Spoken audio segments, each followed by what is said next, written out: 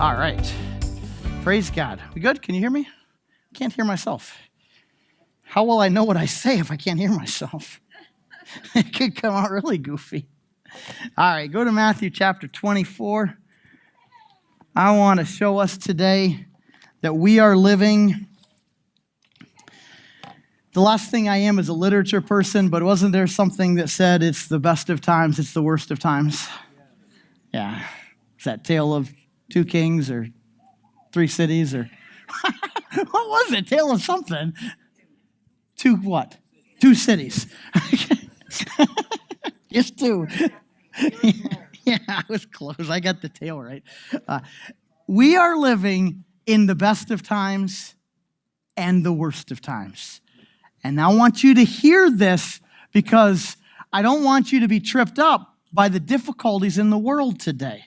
This is a really crazy world we live in. I would dare say this is a bizarre world we live in. This is weird. And I think you could make a case that there's not really been anything quite like today, ever. But I also want you to hear, oh, this is a good time to be alive. We are seeing things today, and we're watching them unfold before us that generations before us have longed to see. We just are. We're seeing things come to pass that even in the book of Hebrews chapter 11, those people, the great men and women of faith, said, oh, I wish I could see what you guys are seeing.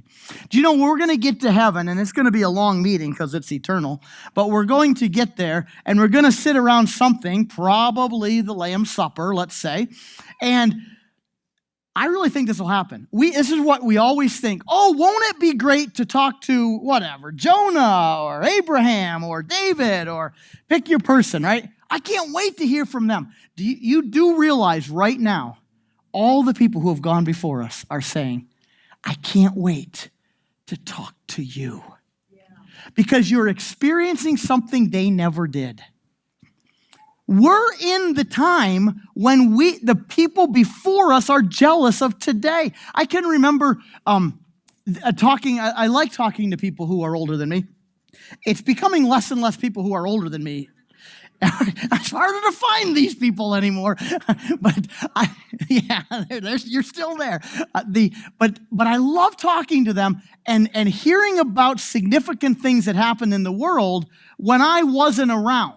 And as far back, I remember talking to my great-grandfather about World War I, and back in that world, they've always fascinated me. This thing's fascinated me too. Let me just tell you, Jeff preached last week, and he has a different head than I do. Takes me about 3 weeks to get it ready, and then somebody else preaches. I'm like, stop it. But I love the past. I love what has gone through and talking to people about things. But I want to be aware that we also live in things that those before us and those after us are going to want to talk to us about.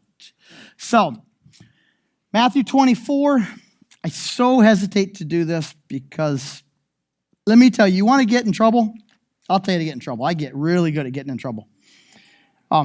There's two things that if you do, these things usually get you in trouble. One is, talking about things like to change something, whatever. I want to change the color of this. That'll get you in trouble. But here's like the biggest thing that'll get anybody in church in trouble. Talk about Israel. That'll get you in trouble. I didn't even realize this until really a few years ago. I guess I was just naive. It just always made sense to me. Even as a kid, it just seemed like Israel's pretty important. And so I should just like Israel. And so I just kind of always did. And then, it just always made sense. And then, I don't know, a handful of years ago, 5, 6, 7 years ago, I started to take a real love and a real interest for it. It still seemed to just make sense that everybody would just love Israel. Well, they don't. So anyways, you can make a lot of enemies by talking about Israel. So what the heck? Why not do it today?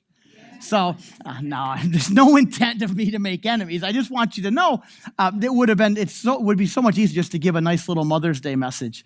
But tomorrow's the 70th anniversary of the nation of Israel.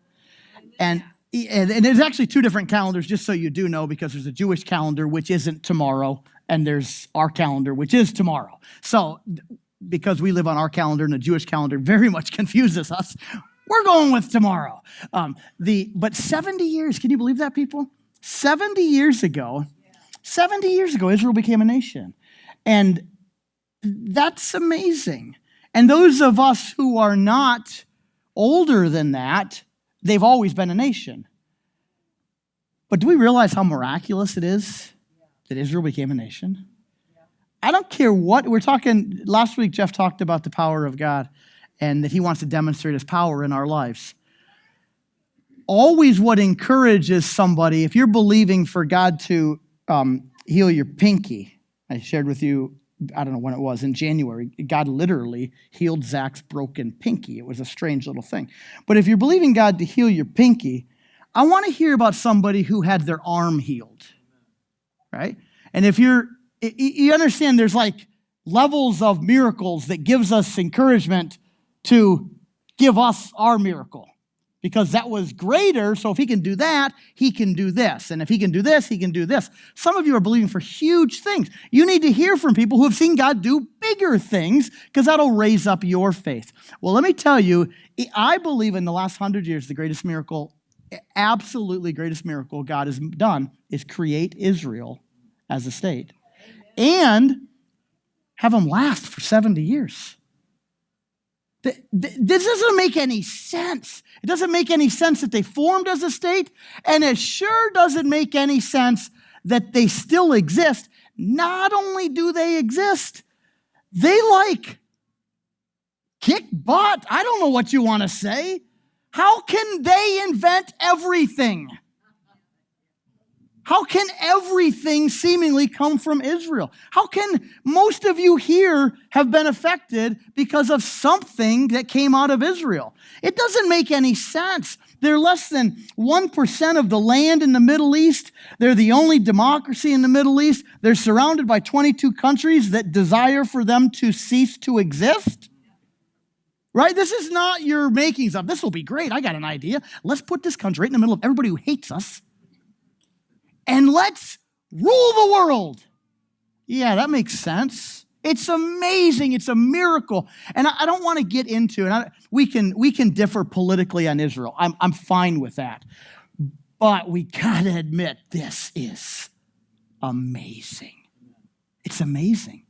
Do you realize that before 1948, Israel didn't exist? And not only did it not exist, it didn't exist for a couple thousand years, but it used to exist. Never was there a country who did exist, ceased to exist. Take let's take 1900 years vacation, and then let's come together and form a nation again. And they resurrected a Hebrew language that no longer existed. How can you have a language cease and then say, well, what the heck? Let's just start speaking that language again. We don't know that language. Well, let's just start speaking it again. I mean, it's like, how does this happen? Only God. Only God. And I'm telling you, we can disagree on political things. That's not what I'm talking about. But I'm telling you, God's hand has done the miraculous for 70 years, and take courage that he can move in your life. If he can have the entire world at bay of this one little country in the middle of it, he can take care of your life. He can protect you from hurtful things. He can protect you from diseases. He can do this to you because just as he says in Deuteronomy that Israel is the apple of his eye, that's the center of his eye. You could hit me anywhere, but if you start poking me in the eye, I will react. Amen. Do you understand that? I'm a pretty passive person. It takes a lot to get me mad, but I'm pretty sure, I've never really had it, but let's just pretend you start poking me in my eye. You're going to get something swung at you, thrown at you. Yeah, I don't know. Something's going to come out of me. I'm not turning the other cheek if you poke me in the eye. Did I just say that? I don't know. But I want you to hear this Israel is the apple of God's eye. And because we've come in through Christ, we also take that same identity. You don't think God's going to protect you? When somebody starts poking his eye, he's like, no way, baby. You're staying away from my kids. There's a love and a passion for you that he can't demonstrate any more than he did in Christ, but he does demonstrate it regularly. And I just want you to see today what's happening in the world as a picture of what he wants to happen in your life. Let's go to Matthew 24. I am going to come back to kind of pay a little tribute to mom. So if I forget to do that, somebody tell me. All right. Matthew 24 clearly is about end times, but clearly was also at least partially fulfilled in 70 AD when the destruction of Jerusalem and the temple did happen. So some of this literally did already happen, but certainly, like most prophetic things, it hasn't happened yet. So it did happen, it hasn't happened. That's pretty typical of prophecies. I don't even know where to start reading because I'll get so bogged down. In the first service, I tried to do some things, but it just got too much. So here we go. Let's do verse 3 through 14 of Matthew 24, and then I'll start making comments from there. As Jesus was sitting on the Mount of Olives, the disciples came to him privately. Tell us, they said, when will this happen? And what will be the sign of your coming and the end of the age? Jesus answered, watch out that no one deceives you. For many will come in my name, claiming I am the Christ, and will deceive many. You will hear of wars and rumors of wars, but see to it that you are not alarmed. Such things must happen, but the end is still to come. Nation will rise against nation, and kingdom against kingdom. There will be famines and earthquakes in various places. All these are the beginning of birth pains. There's a tribute to mothers. Then... Yeah, there you go. Happy Mother's Day. Then you will be handed over to be persecuted and put to death. And you'll be hated by all nations because of me. At that time, many will turn away from the faith and will betray and hate each other. And many false prophets will appear and deceive many people. Because of the increase of wickedness, the love of most will grow cold. But he who stands firm to the end will be saved. Verse 14, really a life verse of mine.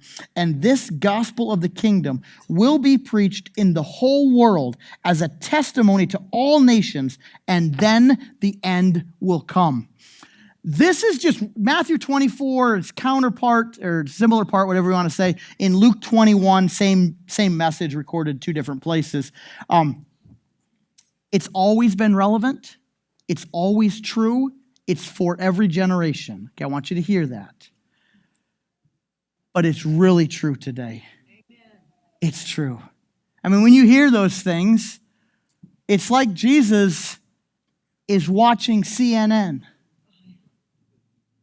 right? It's like he's watching Fox. I think Jesus has a little more truthful news than anything we pretend is truthful, right? He sees a little better picture, but he's watching the news, and it's like he's writing this down, right? No, he knew this. Yeah. Famine, earthquakes, volcanoes. I'm telling you, growing up, it was like volcanoes quit. And then there was like one, right? Mount St. Helen. We have a volcano. I didn't know they still existed. Well, they exist now. Volcanoes, earthquakes, right? I thought that was just a California thing. Earthquakes are everywhere. Famine. Famine was that one little TV ad about Ethiopia. Now, every billboard I see talks about people going hungry in America. Famine's everywhere. People are hungry. Literally, hunger. All these things. Nation against nation. If you're about my age, if you're a Gen Xer. Did it not seem when we were growing up, John, you're the same age as me, there was never going to be a war, right? It didn't exist. It was gone. Wars were gone. And we had that one little skirmish in Argentina. We just played games in the playground about that. Wars were gone. Are they gone? Whoa, what happened? Everybody's at war. And if they're not at war, they're ready to go to war. And if they're not ready to go to war, they're getting ready to go to war. That's true. It's everywhere. Everybody hates everybody. Cities hate cities. People hate people. Everybody's mad. Wow, this is where we're living. This is the time we're living. So what do we do about it? Because I want to tie it into Israel because I believe we're at a time that's never been before. Let me just go give you a little bit of history about 1948. I can go back a little bit farther than that. I apologize for historians out there, history teachers. I will make errors, and so the purpose of this is not for accurate history, but it's just to make a point that you're living in cool times. So, Israel had not been a nation since 70 AD. It was ransacked. All the Jews dispersed all over the world. Many went to Europe, a lot of Russia, they're all over the place. They're just scattered everywhere. For years, they're scattered. 1917, General Allenby, a British general, conquers what was at that time called Palestine, the land of Palestine, the Holy Lands. He goes in, takes over the Ottoman Empire, and now they have control over it. Cool little story. His mother grew up, because there was a strong movement to love Israel at that time. His mother grew up, taught him, and prayed with him for the peace of Jerusalem and for Israel. Interesting that he was actually the one to go in and conquer the land in 1917. When he got to the gate, he dismounted his horse. I think this is kind of a cool story. And he walked in and he said, nobody can ride a horse into this city except for when the Lord returns on his white horse. That's just kind of a cool little tidbit. So those of you praying with your kids, you might actually shape the nations in your house. Don't miss that little piece. So he goes in, takes over. At that point, and again, it's a really complicated history. You can read about it. But Great Britain took control of that land, the whole Palestine land. Then after World War I, they were given a mandate from the League of Nations to basically set up a home for Jewish people and to set up a Palestinian state. They never did. British got into obviously they were having troubles at home and stuff like that. A guy named Hitler started to come around. That was bad news. But they never really fulfilled their call to really bless Israel. They actually made it complicated. Some Jews started to return, but then it was actually hard for Jews to return to the land in that little period. But they began to return in 1917. Of course, World War II comes, the Holocaust, horrific thing. 6 million Jews were killed, just awful. All these atrocities, stuff like this. Then after World War II, the British were still occupying that land. A lot of Jews at that time, I think it was somewhere around 800,000, had come home. Many of them after World War II, after the Holocaust, had come back to that land. And to say it's home doesn't mean they were from there. They came into an awful land. This was a ransacked, desolate land. Nobody wanted the promised land because it wasn't flowing with milk and honey. It was flowing with rocks and no water. Glorious promised land. No, it was bad. In fact, trees were cut, vegetation cut. The Turkish Empire taxed people based on how many trees they had in their yard. Listen, I don't care how much I love nature. If my taxes were based on the trees in my yard, I have 18 trees in my yard, I would have 0. And that's what the people did who lived there. They cut their trees down. It was desolate, barren. Nobody wanted this land. And yet, because of the call on them from thousands of years past, they went back to the land and started to rebuild at the cost of their own life. They rebuilt that land. So 1948, and here's what I want you to see because this takes us to today. May 14th, 1948, again, there's 2 different calendars. We're going to go with this one. May 14th, 1948, in the morning, about 11 o'clock, David Ben Gurion, is that how you say it? Gurion? Something like that. Whatever, their airport's named after. I don't know how to pronounce it. I've been there, but it's just the airport. But he at that point, about 11 o'clock in the morning on that day, 1948, declared Israel as an independent state. These times are Eastern. At 6 o'clock Eastern time, the British forces left. That was the end of their occupation. They left. Interestingly, they left, but they didn't leave any government behind, which is not British way. They just left at 6 o'clock. So now Israel declares independence. Nobody in the Middle East wants Israel to be a country. Most of the world really didn't want Israel to be a country. Here's the miracle. At 6:11, 11 minutes after Great Britain leaves, President Truman does something that is crazy bold, and it was against all of his advisors. He wrote this. This is on fancy paper, right? See if I can read it. This government has been informed that a Jewish state has been proclaimed in Palestine, and recognition has been requested by the provisional government thereof. The United States recognizes the provisional government as the de facto authority of the new state of Israel, signed Harry Truman, approved May 14th, 1948 at 6:11. It was hard getting a copy of this, but I rooted around in my old papers and found this. It's actually from the Truman library. But 6:11, watch this. At 6:11, Harry Truman, gone rogue, recognizes the state. He had people in his cabinet not just say they were mad at him. He said, I'm not even voting for you. It was the Democrats didn't want it. And Harry Truman just said, boom. He was raised as a lover of Israel. It's kind of a cool story because Roosevelt wasn't. Truman was. Bizarre things happen. So at 6:11, the U.S. recognized Israel, and then after that, all the rest of the nation said, well, I guess we will too. Now, just a little piece of trivia. 49 minutes later, Bob and Helen got married.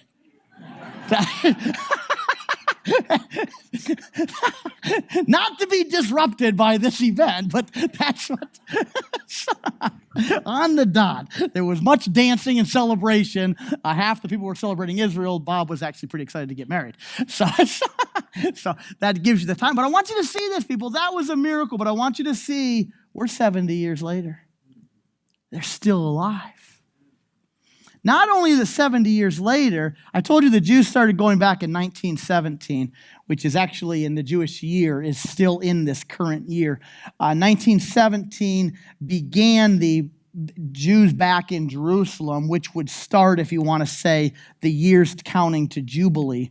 So from 1970, 50 years started the year of Jubilee, which was 1967. I don't want to get into this, but it's amazing that in 1967, all these countries attacked Israel again, and it took them 6 days to defeat everybody, and they reunited Jerusalem and all the land that they got on the year of Jubilee of returning to the nation. Well, multi-cool things, and I'm not pointing to any date. If you ever hear me tell you that something's happening at this time and at this place, if it's not like the ice cream social, tell me I'm a false prophet, okay? I'm not getting into that. I just want you to see we're in a season that's pretty cool. 50 years from that Jubilee is this Jubilee, which is the second Jubilee. I don't know what that means, but I like it. Jubilee is a good thing. It's a really good thing. We're now in the second Jubilee since the return of the Jews and the 70th year of the state of Israel. I got to get in the scripts. Let me just tell you this stuff. I hope you're fairly interested in this because I'm like really interested in it. Here's what I want you to see. This is the message. Let me let you make sure you see this. Because what does this mean for us? Matthew 24 and verse 42 is a key word. He goes through all these prophecies about destruction and end times and stuff like that. And it's really good. The days of Noah, the Son of Man's coming back. It's great stuff. You got to read it on your own. You have homework. Read Matthew 24 and just ask the Lord, wow, what does this mean? But I want you to see must be our response from it. Verse 42, therefore keep watch, because you do not know on what day your Lord will come. Watch, people. Watch. We are called to keep watch. We're called to keep watch. You see, what do you watch? What should we watch? We should watch everything. What does a watchman do? Does a watchman just look at one point? The watchman sees it all. The watchman sees big picture. So what are we supposed to be watching? Watch the world. Watch the season we're in. Watch the signs of the times. Look at it. Look out there. You know this is bizarre, but in 1948, not only did Israel become a nation 70 years later, 1948, Korea became a nation. Wow. 70 years after the creation of South and North Korea, how in the world is Korea reuniting?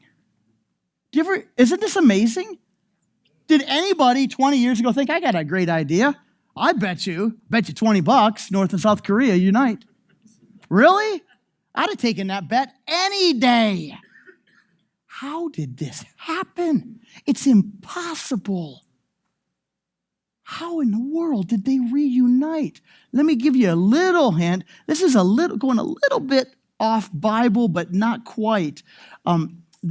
Israel was taken into captivity back in 587 BC, and they were punished. And they went, and God allowed a nation to punish Israel. But he didn't let them punish them too long. How long do you let them punish them? Do you remember? 70 years.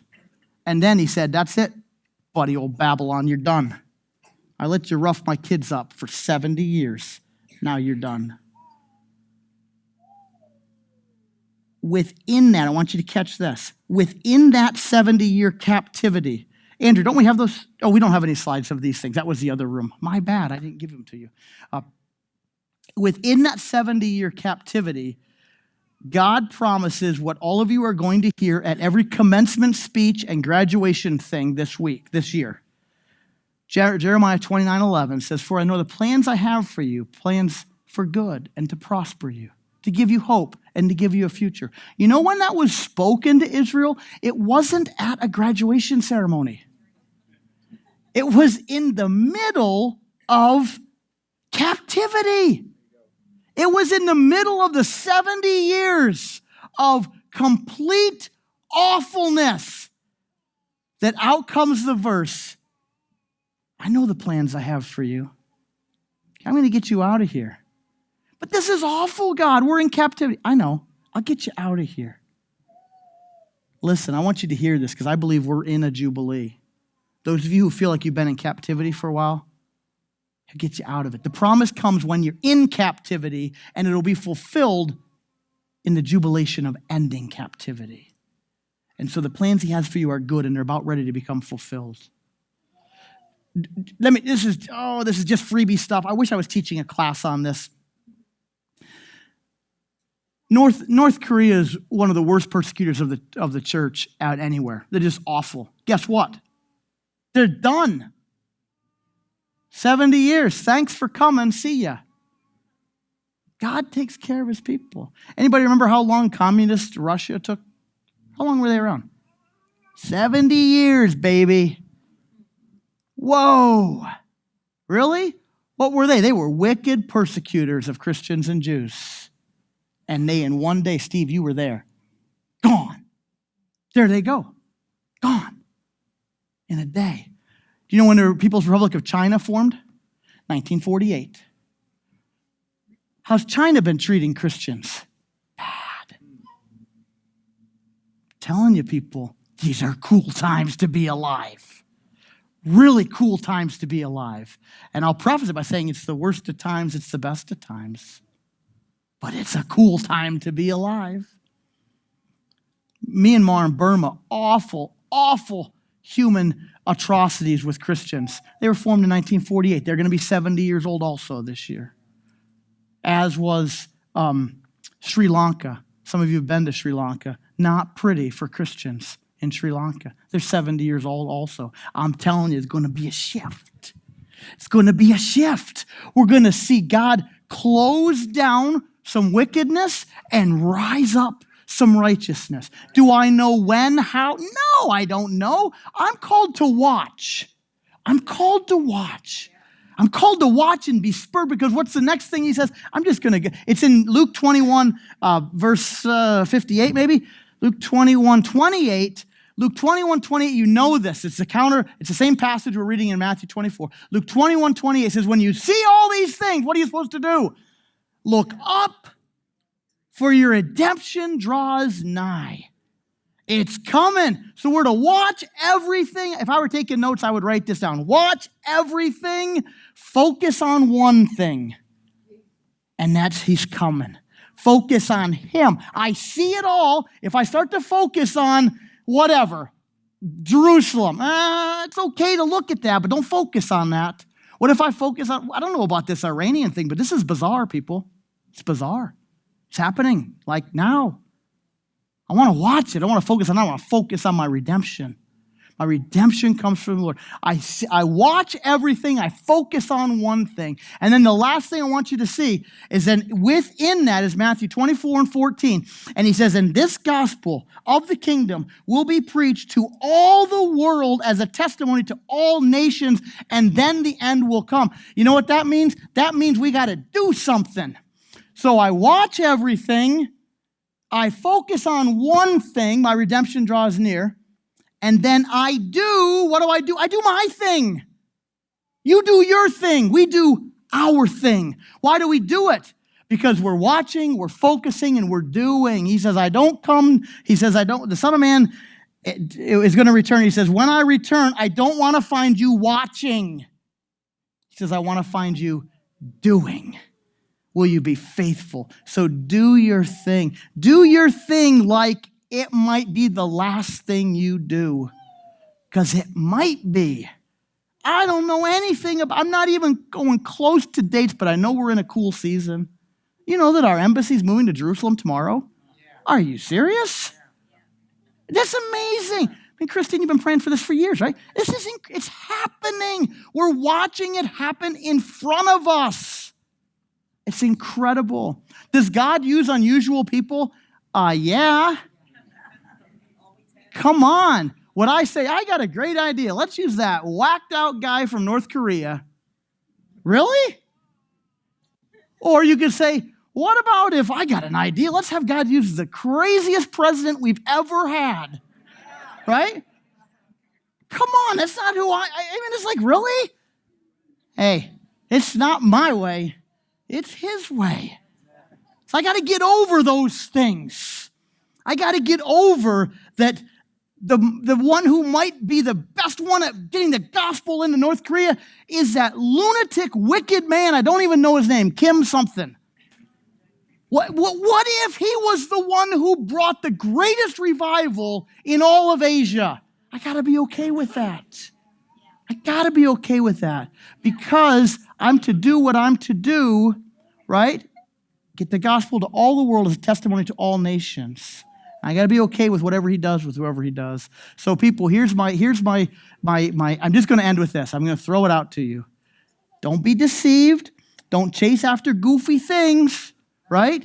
If somebody just teaches you this and then all they do is take big offerings, just kind of be careful, right? Just be careful of those things, right? Be careful, but don't be ignorant. Don't read about something in history that you were actually there, but you were sleeping. I've done that. If you spend any time at college, you realize the world doesn't exist when you're at college. You get out of college and find out, wow, that really happened? How'd I miss that? Right? Come on, anybody's been to college, you know that happened. You live in a little bubble. My bubble was 1 mile by 1 mile because I went to a big college. That was it. If it didn't happen there, it didn't happen. Found out 3 years later that Soviet Union collapsed. Not quite, but almost. But listen, people, watch. Be the sharpest people out there. Focus on Jesus. That's it. And do your thing. Let's do it like never before.